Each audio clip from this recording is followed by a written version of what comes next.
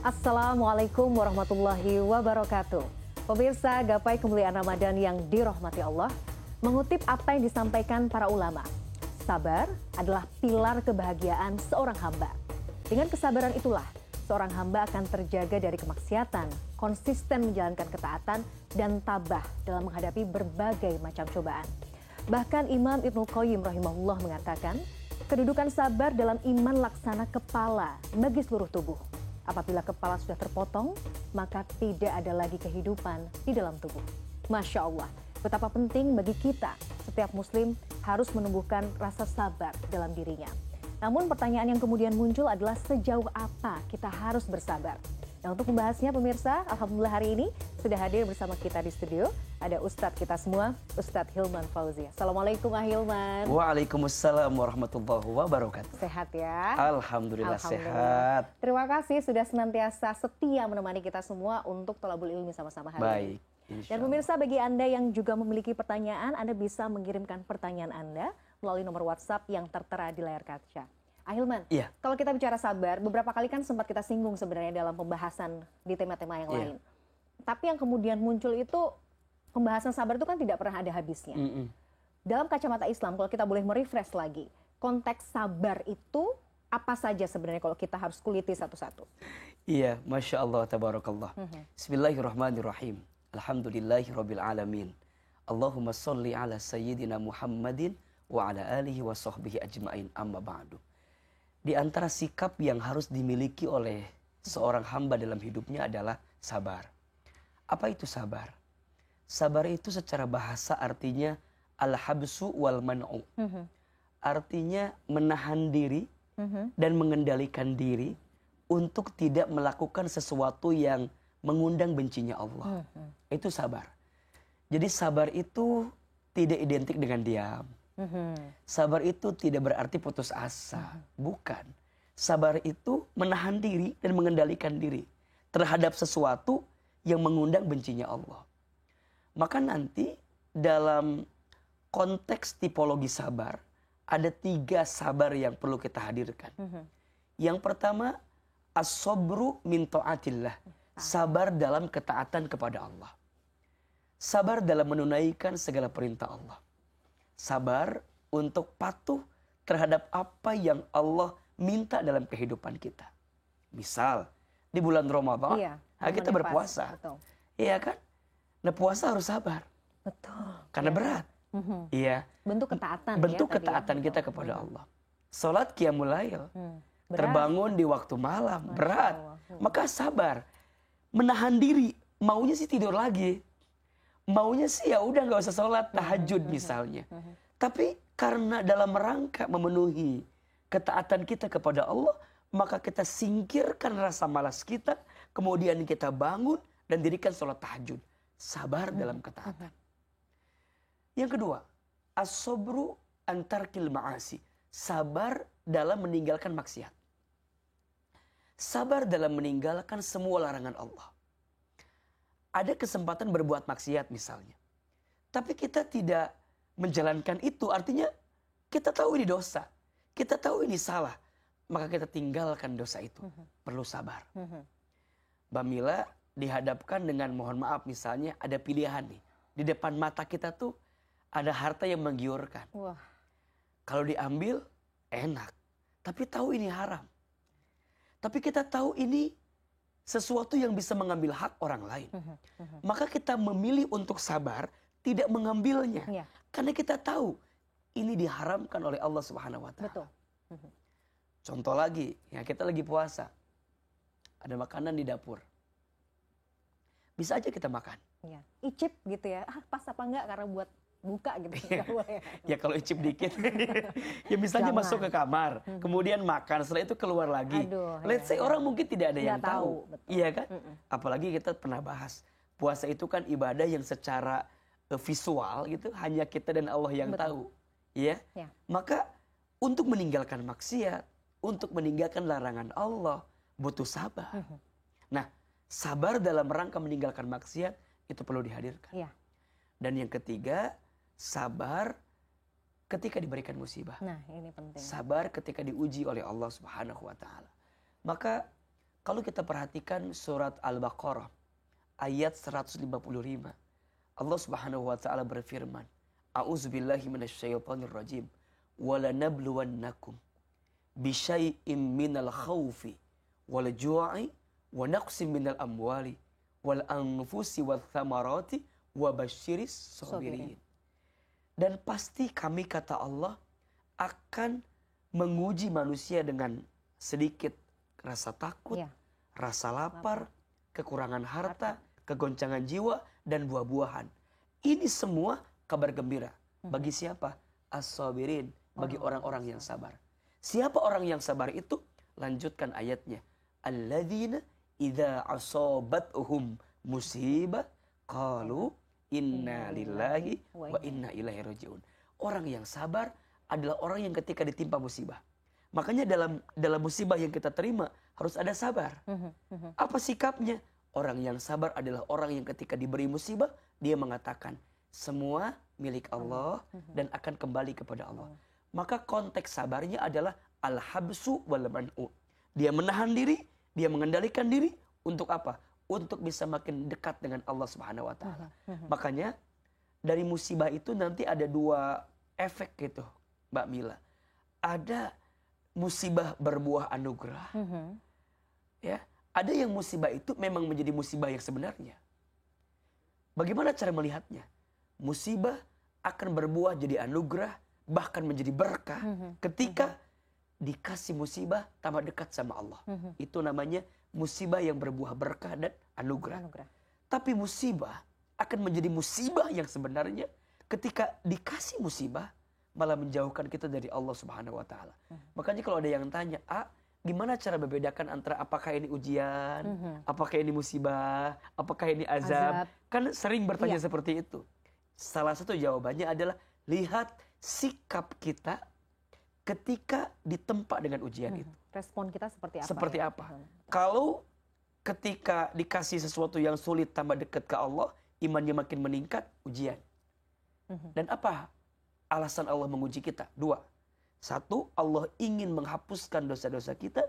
Dua, Allah ingin mengangkat derajat kita. Yang kedua, jadi musibah. Ketika apa? Ketika dikasih ujian itu malah jauh dari Allah. Boleh jadi itu musibah yang sebenarnya. Dan jika itu nggak dikendalikan, nanti berujung azab pada akhirnya. Maka siapapun di antara kita perlu menghadirkan sabar yang maksimal dalam hidup. Ada yang bertanya, apakah sabar ada batasnya? Kalau saya menjawab, bukanlah kesabaran jika ada batasnya. Sabar itu tidak ada batasnya. Kenapa? Karena pahala sabar pun tidak ada batasnya. Betul. Bighairi hisab, kan disebutkan dalam Al-Quran. Orang yang sabar, Allah berikan pahala tanpa ada batasnya. Ini menunjukkan sabar tidak ada batasnya. Yang sering ada batasnya adalah kemampuan kita dalam bersabar. Betul. Nah itu tadi Ahilman, betul ya. Saya bahkan ingat dalam salah satu ayat Al-Quran disebutkan ketika mudah-mudahan ya kita masuk surga nanti. Amin. Bahkan malaikat itu menyapanya, ya kan, menyambut kita dengan silahkan masuk. Betul. Ya. Orang-orang yang sabar. Betul. Ya. Jadi begitu tinggi sebenarnya derajat. Tinggi sekali. Orang-orang yang sabar. Tinggi sekali. Itu kan ada di surat Ar-Ra'd ayat 24 kalau tidak salah. Di situ ada panggilan malaikat kepada calon penghuni surga. Nanti ada surga adzan namanya. Yang diperuntukkan untuk surga sekeluarga. Jadi kalau kita lihat itu runtutan ayatnya 22, 23, 24. Ayat 22-nya itu Allah mengabarkan kepada kita tentang orang-orang yang akan mendapatkan surga adzan itu. Nah, di mana surga adzannya di 23 tuh. Jadi surga yang Allah siapkan untuk keluarga yang soleh. Dari orang tua yang soleh, pasangan yang soleh, anak-anak yang soleh. Nah, nanti di setiap pintunya ada malaikat yang menyambut. Dan sambutannya apa? Salamun alaikum bima sabartum fa ni'ma uqbaddar. Salam, selamat untukmu yang sabar. Jadi yang disambut tuh orang sabar. Orang sabar ya. Kenapa coba? Allah. Ya karena dunia tempatnya sabar. Iya, betul. Dunia tempatnya lelah. Ujian. Dunia tempatnya ujian. Dunia tempatnya musibah. Makanya kalau ada orang yang bertanya begini, gimana biar kami nggak punya masalah? Gampang, nggak usah hidup. Aduh. Karena ciri orang hidup itu pasti punya masalah. Dan orang yang terbaik dalam pandangan Allah bukan orang yang tidak ada masalah, tapi orang yang saat dia diberi masalah, dia semakin dekat dengan Allah Subhanahu wa taala. Maka saat dia kembali nanti kepada Allah, di surga Allah sambut dengan salamun alaikum bima sabartum. Jadi para malaikat itu menyambut dirinya. Dan siapa orang yang akan mendapatkan itu? Jawabannya salah satunya adalah orang-orang yang bersabar untuk berjumpa dengan Allah. Ya, jadi orang-orang yang sabarub tigha'a wajhi rabbihim, orang yang sabar untuk bertemu dengan Allah, berjumpa dengan Allah. Makanya kita nih yang berpuasa nih, Mbak Mila, kata Nabi dalam hadisnya, ada 2 kebahagiaan bagi orang yang berpuasa. Ya, ya, apa kebahagiaannya? Yang pertama, farhatun inda fitrihi, bahagia saat dia berbuka. Dan yang kedua, wa farhatun 'inda liqa'i rabbih, bahagia saat dia bertemu dengan Allah Subhanahu wa taala. Jadi kalau ditanya tingkat anugerah yang paling tinggi itu apa sih, Ahilman? Iya. Saat kelak kita diizinkan bertemu dengan Allah Subhanahu wa taala. Masya Allah. Bertemu dengan Allah, mendapat ridho Allah, masuk ke dalam surganya Allah. Dan siapa orang yang bisa bertemu itu? Salah satunya orang yang sabar dalam hidup. Masya Allah, ya Rahman ya Rahim. Mudah-mudahan Allah tuh senantiasa memberikan kita kekuatan untuk bersabar ya, Ahilman. Betul. Supaya nanti itu kan tujuan kita, ultimate purpose kita kan, goalnya kan di situ ya, Ahilman. Yeah. Untuk nanti kita bisa bertemu dengan Rob kita. Amin. Yeah. Ahilman, kita harus jeda dulu. Pemirsa jangan kemana-mana, Gapai Kemuliaan Ramadan akan kembali setelah jeda yang satu ini.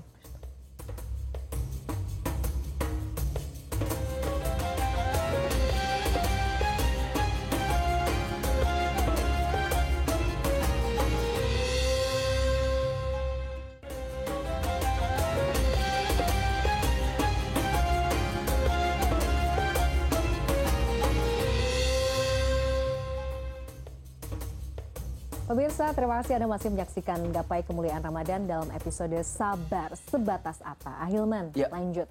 Kalau kita bicara sabar, dalam Quran itu kita tahu dan sudah hafal rasa-rasanya. Kalau sabar itu senantiasa disandingkan dengan sholat.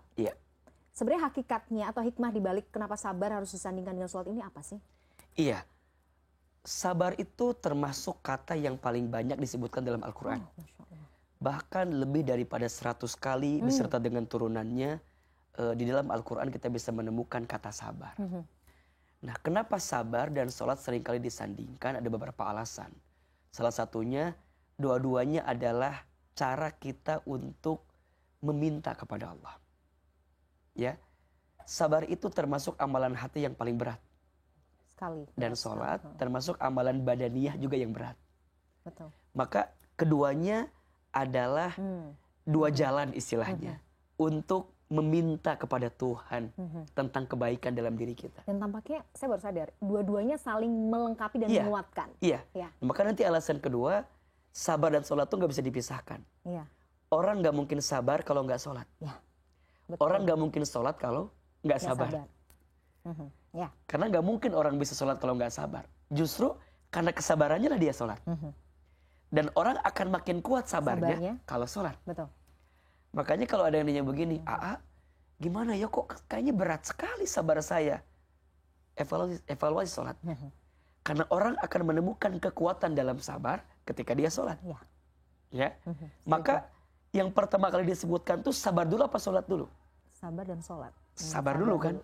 Ya ayyuhalladzina amanu sta'inu bis-sabri was-shalah. Innallaha ma'as sabirin. Ini yang menarik. Yang disebutkan pertama adalah sabar, kemudian sholat. Walaupun itu ada wawunya, wawu atof ya. Maksudnya wawu persamaan gitu. Yang tak bisa bukan berarti selanjutnya ya. Tapi harus sama, bersamaan. Bersamaan, berbarengan ya. Tapi ujung ayatnya, innallaha ma'as sabirin. Sesungguhnya Allah bersama dengan orang yang sabar. Ini seakan-akan kata kunci gitu. Bahwa sabar adalah amalan hati yang bisa menguatkan amalan badaniyah yang lain. Setuju. Mbak Mila bisa puasa karena sabar. Mbak Mila bisa bayar zakat karena sabar. Bisa berangkat haji umroh karena sabar. Iya, bisa menahan marah karena sabar. Jadi semua berangkat dari sabar.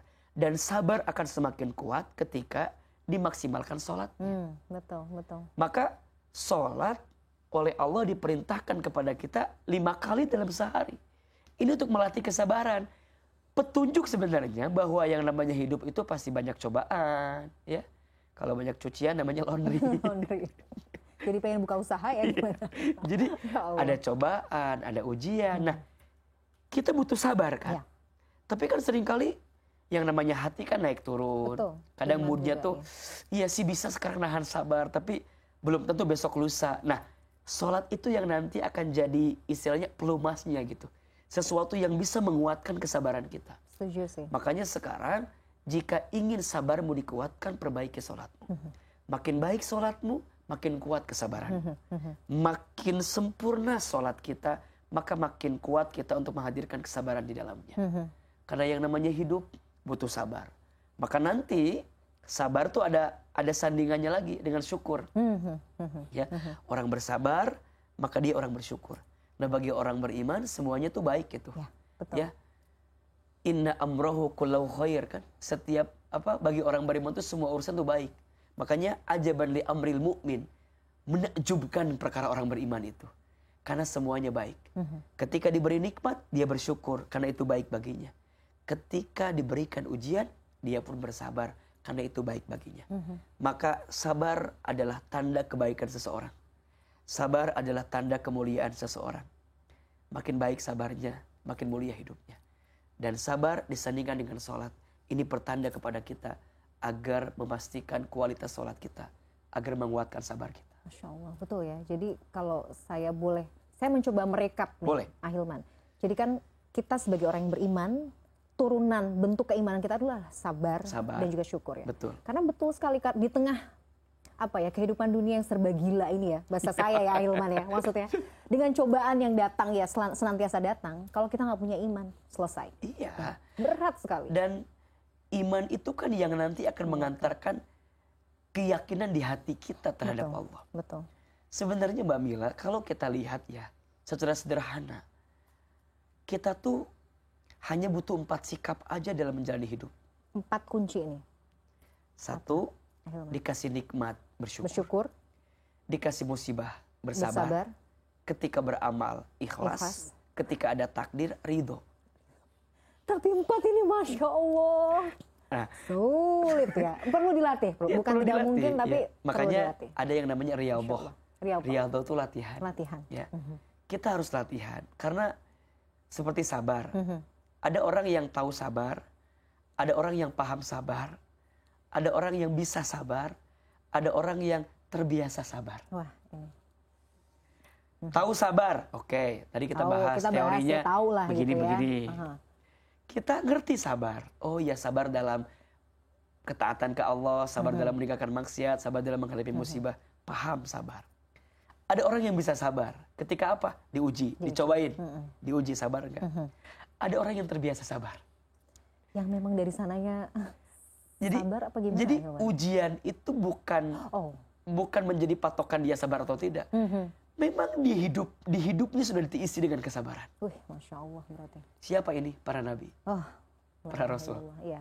Makanya orang yang oleh Allah disegerakan ujiannya di dunia, maka kelak di akhirat Allah akan ringankan hisabnya. Karena Allah dahulukan setiap ujian-ujian dalam hidupnya. Dan di antara ciri wali Allah itu, ciri kekasih Allah itu adalah orang yang diuji dalam hidupnya begitu banyak. Kemudian dia sabar dalam hidupnya. Ya. Makanya kalau ada yang sedang diuji, kemudian merasa berat dengan ujian, bersabarlah. Ya mudah-mudahan ciri Allah mencintai kita. Ciri kekasih Allah tuh begitu. Jadi makanya kalau sekarang, tapi kok berat banget gitu ujian saya. Allah sedang mencintai Tapi kita. Ahilman maksudnya dalam kondisi, saya nggak tahu ya, saya pernah merasakan ini. Saya nggak tahu ini salah atau benar begitu. Kadang-kadang misalnya kita merasa kehidupan sedang baik-baik saja. Oke. Itu saya tuh kadang-kadang ngerasa gini, ini Allah lagi jangan-jangan bentar lagi mungkin gitu, karena nggak tahu. Saya mikirnya gini, itu tadi ya konsep bahwa ketika Allah sayang sama hambanya, ketika Allah cinta, Allah akan uji Yes. dengan apapun. Betul. Yang mungkin membuat kita tuh memang butuh sama Allah. Betul. Tapi kalau kita ngerasa kayaknya hidup saya kok ya tenang, kok Iya. baik-baik saja, tidak ada, saya tuh malah khawatir Iya. sebenarnya. Makanya begini, Mbak Mila, pemirsa CNN Indonesia, jangan memahami ujian itu sesuatu yang nggak enak aja. That's the point. Di surat Al-Anbiya ayat 35 Allah Subhanahu wa taala menyampaikan, kullu nafsin dha'iqatul maut. Setiap yang berjiwa pasti akan mati. Wa nabluukum bisyarri wal khairi fitnah wa ilaina turja'un. Dan kami pasti, kata Allah, akan menimpakan kepada seseorang itu apa? Bisyarri, dengan sesuatu yang buruk, wal khairi, dan sesuatu yang baik, fitnah sebagai ujian. Fitnah, ya. Okay. Wa ilaina turja'un, dan kepada kamilah engkau akan dikembalikan. Jadi ini adalah cara pandang kita dalam hidup yang perlu diluruskan. Bahwa yang namanya ujian tuh bukan hanya sekedar yang menyakitkan saja. Yang menyedihkan, ya. Bukan hanya yang menyedihkan saja. Boleh jadi sesuatu yang enak, yang bahagia, itu juga adalah ujian. Di mana ujiannya, Ahilman? Lihat ujung ayatnya. Wa ilaina turja'un. Dan kepada kami engkau dikembalikan. Apakah dengan kebaikan itu membuat engkau dekat sama Allah atau jauh dari Allah? Orang dikasih harta. Kita gak bisa bilang, kamu misalnya lagi dikasih kenikmatan. Iya, dikasih nikmat. Tapi lihat dulu, dengan harta itu tambah dekat ke Allah atau jauh ke Allah? Kalau dengan dikasih harta tambah dekat ke Allah, betul nikmat. Tapi kalau dikasih harta malah jauh dari Allah, laisa ni'mah bal istidraj. Itu bukan nikmat, itu istidraj. Termasuk ada orang yang, mohon maaf, miskin, susah hidupnya. Jangan bilang bahwa dia lagi dihinakan oleh Allah, belum tentu. Kalau dengan keadaan miskin membuat dia makin dekat ke Allah, boleh jadi dia mulia dalam pandangan Allah. Betul. Dan sebaliknya tentu kalau orang udah susah, miskin, malah jauh dari Allah, nah ini keterlaluan. Makanya kalau kita bicara tentang kebahagiaan itu kan ada 4 tingkatan. Ada orang yang bahagia dunia, bahagia di akhirat. Ada orang yang bahagia dunia, sengsara akhirat. Ada orang yang sengsara dunia, bahagia akhirat. Ada orang yang sengsara dunia, sengsara akhirat. Siapa orang yang paling tinggi? Bahagia dunia, bahagia akhirat. Bahagia. Tapi ada juga yang minimal, mungkin kita gak bahagia dunia, tapi bahagia akhirat. Di dunia biasa-biasa aja, tapi akhiratnya dia bahagia. Ada yang ketiga, orang yang bahagia di dunia, tapi sengsara akhirat. Dan yang paling rugi, orang yang sengsara dunia, sengsara akhirat. Maka dalam doa yang sering kita panjatkan apa? Rabbana atina fid dunya hasanah wa fil akhirati hasanah wa qina adzabannar.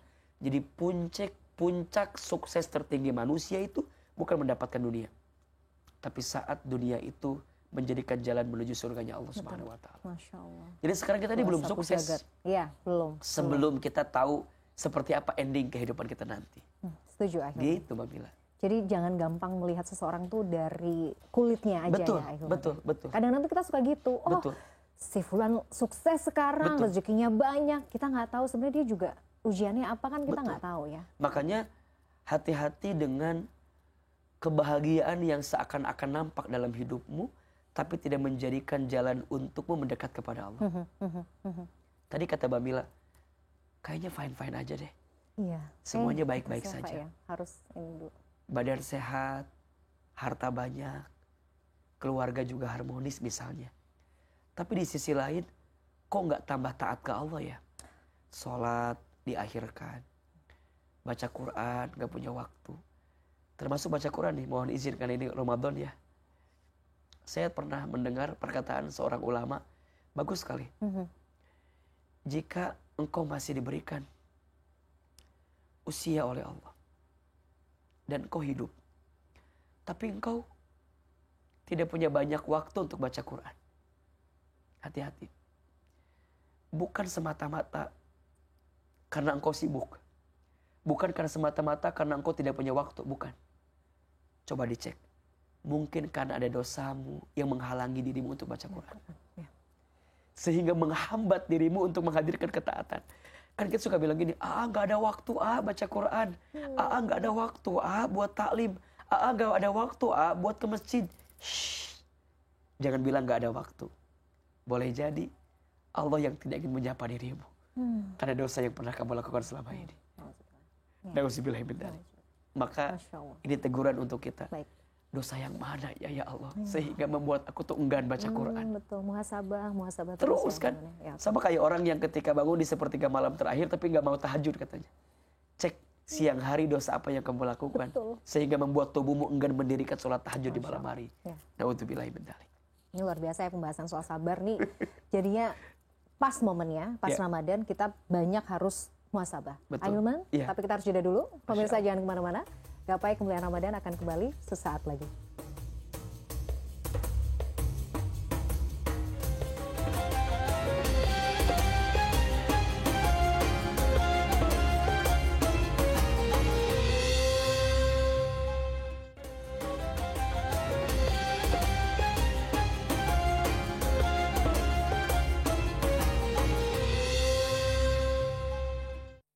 Assalamualaikum Ustadz, izin bertanya, kalau misalkan kita mendiamkan orang yang pernah zalim kepada kita, apakah itu bagian dari sikap sabar? Terima kasih. Ya, ini pertanyaan sebagai pembuka segmen 3, Ahilman, dari Mbak Aulia. Kalau misalnya kita mendiamkan orang yang zalim sama kita, itu sabar nggak? Atau lebih ke arah, atau kita tuh bodoh atau gimana, Ahilman? Karena kan juga jadi pertanyaan ya itu ya. Gimana, Ahilman? Kita harus tanya dulu, apa yang kita harapkan dari keadaan itu. Misalnya, ketika ada orang yang menyakiti kita, kita bisa membalas sebenarnya. Bisa. Tapi kalau kita membalas, bagaimana mungkin kita bisa mendapatkan pahala sabar? Justru, Allah mengizinkan ada orang yang menyakiti kita. Karena Allah sedang menyiapkan pahala memaafkan. Allah sedang menyiapkan pahala sabar untuk kita. Tapi kan kesal banget, luar biasa gitu. Nah, maka cara yang kedua adalah mendiamkannya. Itu bukan berarti kita pasrah, tidak. Mendiamkan itu adalah cara kita untuk melembutkan hati agar tidak terpengaruh dengan keadaan yang ada. Biasanya kalau kita melangkah untuk membalas, bisa, tapi kita ingin mendapatkan pahala tadi. Nah, tapi kan manusia ada batasnya. Maka mendiamkan, menjaga jarak dengan orang itu. Sebagai rangka untuk mendiamkan, untuk melembutkan hati kita. Karena manusia kan tahu sendiri, lagi dizolimi, ngebalas, dan kita mengiyakan, ya pasti yang terpancing setan kan. Setan akan terus, udah balas, udah saatnya ini. Hajar. Maka caranya adalah diam. Premannya keluar. Diam itu bukan berarti pasrah. Aku tahu bahwa ini sesuatu yang tidak baik. Aku bisa membalasnya. Tapi aku percaya, balasan Allah lebih baik bagi dia daripada balasan aku. Dan itu terus diingat terus ya, Ahilman ya. Dan ingat ya, orang itu kalau bikin salah sama kita, saat kita memaafkan dia, bukan berarti dia enteng begitu saja.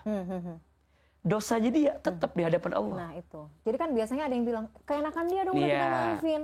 Padahal kan dia yang salah. Makanya ada dosa, ada zolim. Dosa itu urusannya sama Allah. Kalau zolim itu sama manusia kan. Nah maka kalau udah zolim, dua berarti.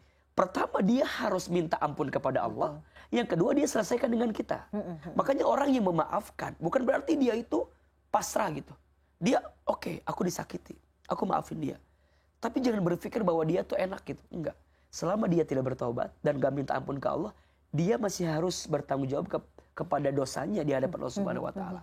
Maka orang yang sabar itu orang yang memilih untuk biarkanlah kemudian Allah memberikan caranya untuk membalas apa yang terbaik buat dirinya. Masya Allah. Betul. Makanya hati-hati dengan doa orang yang terzolimi. Betul. Hati-hati dengan doa orang yang tersakiti. Karena di antara yang mustajab adalah doanya orang yang terzolimi dan tersakiti. Masya Allah. Dan ini yang kita khawatirkan. Kalau orang yang sudah terzolimi berdoa kepada Allah, mengetuk pintu langitnya Allah, kita hati-hati. Malaikat mengaminkan, Allah mengabulkan. Maka hati-hati. Makanya kita berusaha untuk belajar bahwa jangan sampai menyakiti hati orang lain. Betul. Khawatirnya ketika dia sakit hati, dia memanjatkan doanya akan jatuh kepada kita. Allah. Ahilman, ini pembahasan yang sangat menarik, tapi sayang sekali waktu kita terbatas, Masya Allah. Pemirsa tidak terasa, kita sudah sampai di penghujung program Gapai Kemuliaan Ramadan. Semoga tadi apa yang kita bahas bisa menambah keimanan kita kepada Allah Azza wa Jalla. Selamat menunaikan ibadah puasa bagi Anda yang menjalankan. Saya Meladia Rahma dan juga Ustadz Hilman Fauzi undur diri. Insya Allah kita akan jumpa kembali pada Gapai Kemuliaan Ramadan berikutnya. Wabillahi taufiq wal hidayah. Wassalamualaikum warahmatullahi wabarakatuh. Waalaikumsalam.